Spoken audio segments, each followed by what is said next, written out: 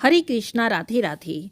आज की इस वीडियो में हम वैशाख के महीने की बात कर रहे हैं। वैशाख का महीना हिंदू कैलेंडर के अनुसार वर्ष का दूसरा महीना होता है। इस महीने में वरुथनी एकादशी, मोहिनी एकादशी, अक्षय तृतीया, वैशाख पूर्णिमा, बुद्ध पूर्णिमा जैसे महत्वपूर्ण त्यौहार मनाए जाते हैं। इसी महीने में अक्षय तृतीया पर श्री बांके बिहारी जी के चरण दर्शन साल में सिर्फ एक ही बार किए जाते हैं। बहुत ही पुण्यकारी महीना है। धार्मिक मान्यताओं के अनुसार इसी महीने से त्रेता युग का आरंभ हुआ था। इसी वजह से इसका धार्मिक महत्व और भी ज़्यादा बढ़ जाता है। इस महीने को माधव नाम से भी जाना जाता है। माधव श्री हरि का ही एक नाम है। इसीलिए इस महीने में भगवान विष्णु की पूजा का खासा महत्व माना जाता है। जैसे कार्तिक में हम भगवान विष्णु की पूजा करते हैं, माघ में हम भगवान कृष्ण की पूजा करते हैं, उसी तरह से वैशाख का महीना भी दान पुण्य के लिए, व्रत उपवास के लिए बहुत ही पवित्र माना जाता है। इस महीने में भगवान विष्णु के श्री मधुसूदन स्वरूप की पूजा की जाती है। वैशाख स्नान करने वाले को, वैशाख व्रत करने वाले को भगवान मधुसूदन के सामने ये प्रार्थना करनी चाहिए कि हे मधुसूदन, हे देवेश्वर माधव, मैं मेष राशि में सूर्य के स्थित होने पर वैशाख मास में प्रातःकाल स्नान करूंगा, व्रत करूंगा। आप मेरे इस व्रत को पूर्ण कीजिए, इसमें कोई बाधा ना पड़े। आप मेरी सहायता कीजिए, मेरी रक्षा कीजिए और मुझ पर अपनी कृपा बनाए रखिए। एक बार राजा अम्बरीश ने श्री देवऋषि नारद से प्रश्न किया, हे देवऋषि, ईश्वर ने प्रत्येक वस्तु में किसी श्रेष्ठ कोटि की रचना की है। मासों में कौन सा मास सर्वश्रेष्ठ है, यह आप मुझे बताइए। इस पर नारद जी ने कहा, जब समय का विभाजन हो रहा था उस समय ब्रह्मा जी ने वैशाख मास को अत्यंत ही पवित्र सिद्ध किया है। वैशाख मास सब प्राणियों की मनोकामनाओं को पूरा करता है। जैसे एक माँ अपने बच्चों की देखभाल करती है, इसी तरह से वैशाख का महीना एक माँ के समान अपने सभी भक्तों की, अपने सभी बच्चों की मनोकामनाओं को पूरा करता है। आइए जानते हैं इस बार वैशाख का महीना कब से शुरू हो रहा है, कब समाप्त होगा। इस महीने में हमें क्या क्या करना चाहिए, क्या नहीं करना चाहिए, कैसे व्रत करना चाहिए, क्या खाना चाहिए, क्या नहीं खाना चाहिए, ये सब हम जान लेते हैं। तो देखिए, इस बार यानी साल 2023 में वैशाख का महीना 6 अप्रैल से शुरू होगा। चैत्र पूर्णिमा से वैशाख का महीना शुरू हो जाता है। यहाँ पर कुछ लोगों के मन में यह प्रश्न होता है कि पूर्णिमा तो चैत्र की है, फिर इससे हम वैशाख स्नान शुरू कैसे कर सकते हैं। तो देखिए, वैशाख का स्नान चैत्र पूर्णिमा से शुरू होता है और वैशाख पूर्णिमा के दिन इसका उद्यापन कर दिया जाता है।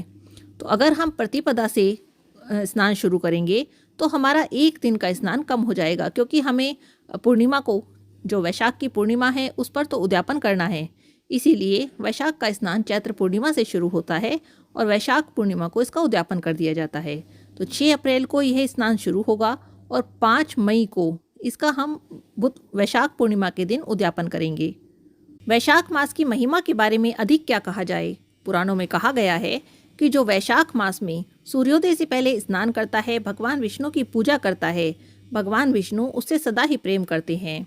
कहते हैं पाप तभी तक हमें कष्ट देते हैं जब तक मनुष्य कार्तिक, माघ और वैशाख के महीने में पुण्य स्नान नहीं कर लेता। अतः वैशाख के महीने में सब किसी को पुण्य स्नान जरूर करना चाहिए।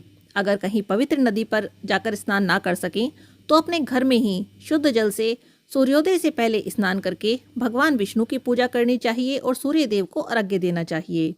नहाने के जल में थोड़ा सा गंगा जल मिलाकर स्नान करते हैं तो भी हमें गंगा स्नान का पुण्य ही प्राप्त होता है। अब कुछ लोगों का प्रश्न होता है कि क्या कार्तिक मास की तरह वैशाख के महीने में भी व्रत किया जाता है। तो देखिए, वैशाख के महीने में व्रत किया जाता है, लेकिन अगर किसी का स्वास्थ्य खराब रहता है और वह पूरे महीने का व्रत नहीं कर सकता तो वह केवल वैशाख के महीने में भगवान विष्णु की पूजा करे, तुलसी रानी की पूजा करे, तो उसे भी वैशाख के महीने का पूर्ण फल प्राप्त होता है। पूरे महीने का व्रत ना कर सके तो अंतिम 3 दिन का, अंतिम 5 दिन का, अंतिम 7 दिन का व्रत भी कर सकते हैं। जो लोग पूरे महीने का व्रत करना चाहते हैं उनका प्रश्न होता है कि इस व्रत को कैसे किया जाता है, इसमें क्या भोजन किया जाता है, क्या यह व्रत फलाहारी किया जाता है या इसमें अन्न वाला भोजन खाया जाता है। तो देखिए, ये पूरी तरह से आपकी श्रद्धा के ऊपर निर्भर करता है। कुछ लोग पूरे महीने केवल फलाहारी व्रत करते हैं, कुछ लोग एक समय अन्न वाला भोजन खाते हैं। तो लेकिन आप अगर अन्न वाला भोजन खा रहे हैं तो आपको ध्यान रखना चाहिए कि आपको भोजन सात्विक खाना है, प्याज लहसुन नहीं खाना है, और जो चीज़ें व्रत में खाना मना होता है, जैसे मसूर की दाल हो गई, या बैंगन की सब्जी हो गई, इस तरह की जो चीज़ें मना होती हैं व्रत के खाने में, उनको आपको नहीं खाना चाहिए। इसके अलावा आप रोटी, सब्जी, दाल, चावल कुछ भी खा सकते हैं अगर आप एक समय अन्न वाला खाना खा रहे हैं तो। खाना किस समय खाया जाए? देखिए, शाम को पूजा करने के बाद आप एक समय खाना खा सकते हैं।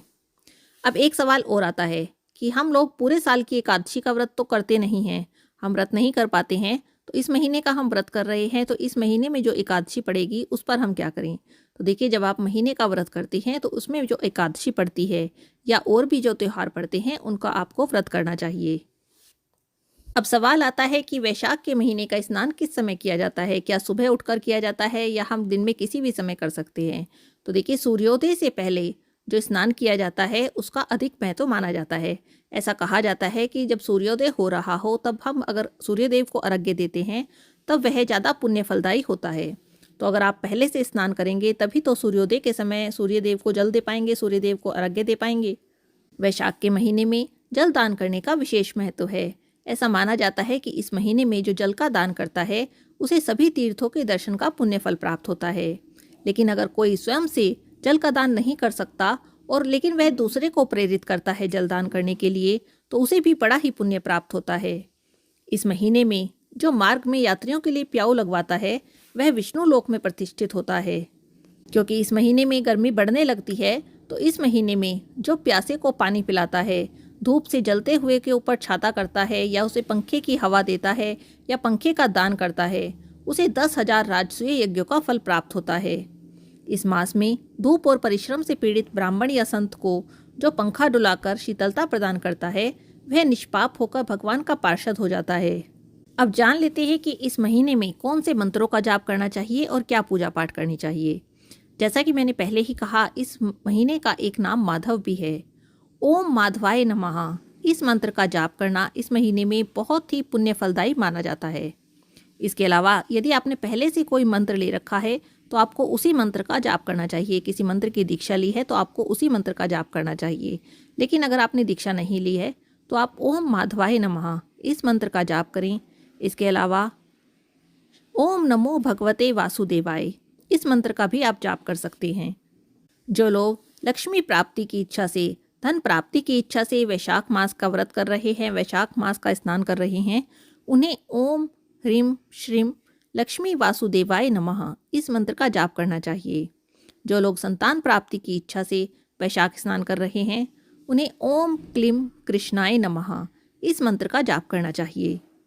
अब जान लेते हैं कुछ ऐसे कामों के बारे में जिन्हें वैशाख स्नान करने वाले को नहीं करना चाहिए, या वैशाख स्नान अगर आप नहीं भी कर रहे हैं तो भी आपको वैशाख के महीने में नहीं करना चाहिए। देखिए, सबसे पहला काम, इस महीने में हरे पेड़ पौधों को नहीं काटना चाहिए। चाहे कुछ भी हो, आपको हरे पेड़ पौधे इस महीने में नहीं काटने चाहिए। इसके अलावा वैशाख के महीने में तेल लगाना, दिन में सोना, कांसे के बर्तनों में भोजन करना, खाट पर सोना और 2 बार भोजन करना, तला भुना भोजन करना, ये सब मना होता है। जैसा कि मैंने पहले बताया, इस महीने में भगवान श्री हरि के मधुसूदन स्वरूप की पूजा की जाती है।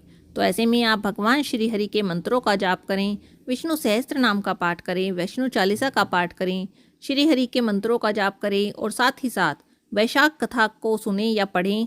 आपको हमारे चैनल पर भी वैशाख कथा सुनने को मिलेगी। अगर आप यहाँ से सुनना चाहें तो आप यहाँ से भी सुन सकते हैं, नहीं तो आप खुद भी घर पर वैशाख मास के महात्म्य का पाठ कर सकते हैं। तो ये थी वैशाख मास से जुड़ी कुछ बातें। अगर आपके मन में कोई प्रश्न है वैशाख स्नान से लेकर तो आप उसे कमेंट बॉक्स में पूछ सकते हैं। मैं एक वीडियो बनाकर आपको उस प्रश्न का उत्तर देने की पूरी कोशिश करूँगी। आज की इस वीडियो में बस इतना ही। हरे कृष्णा, राधे राधे।